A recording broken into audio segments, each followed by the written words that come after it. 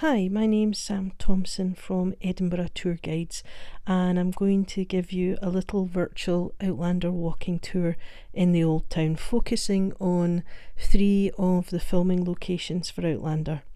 So the first one is up by St Giles, West Parliament Square, where the French Institute is. This is where they used the exterior for the archive in season 3.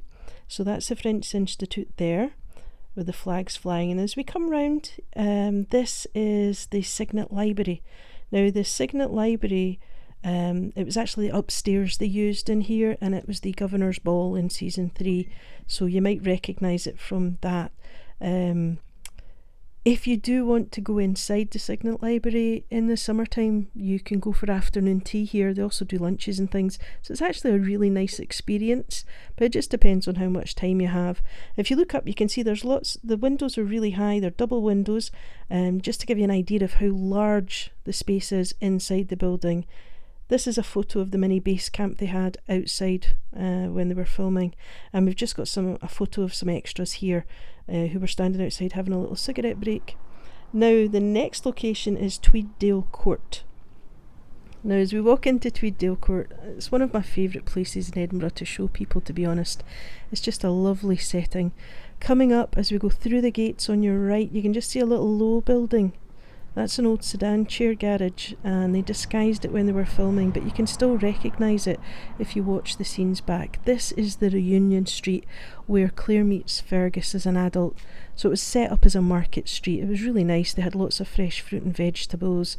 The windows, the paintwork on the windows was this kind of strange yellowy green colour they painted them. It's really difficult to describe, but I'll show you a picture of that in just a minute. So you've got Oliver and Boyd at the bottom. Tweeddale Mansion, Tweeddale Court is a beautiful location.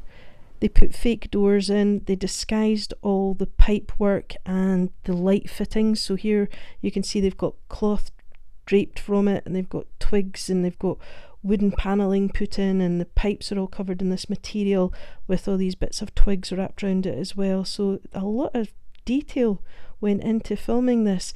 And just in front of us you can see this wooden fence. Underneath that's actually an old metal one. Behind the window here with the wooden facade there, that's actually another metal fence, and there's a drain pipe that they've covered up in wood as well. So these are just some of the props before they finished tidying up the street after filming. You can see the yellow in the window there. Now this chicken, yes, this chicken I thought was real, but it turns out it's stuffed. I found out it was stuffed when I did the studio tour and I saw the chicken. Now we're in the Canongate. This is the Canongate Kirk, which is a novel location, but it's just to help you find Bakehouse Close. You can see the green screen outside the entrance to the close. You've got some actors here, some extras, and we're going to walk into the close now. Bakehouse Close, everyone knows it or will recognise it once we walk into Bakehouse Close.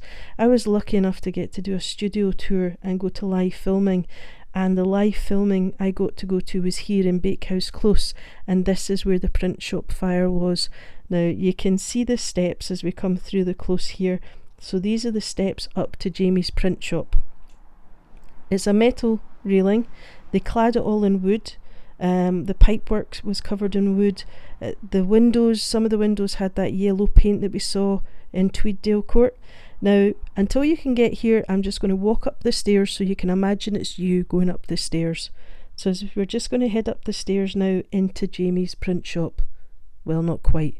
The inside of the print shop was actually in the studio, and I was lucky enough that that was one of the sets I got to see.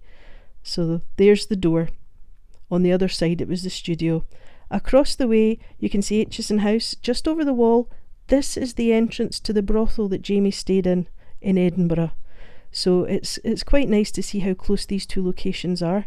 We're just looking back at the close now. This is actually the Museum of Edinburgh.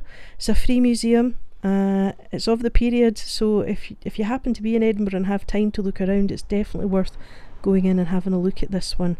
Now the white paint, you can see they actually painted these buildings pale grey.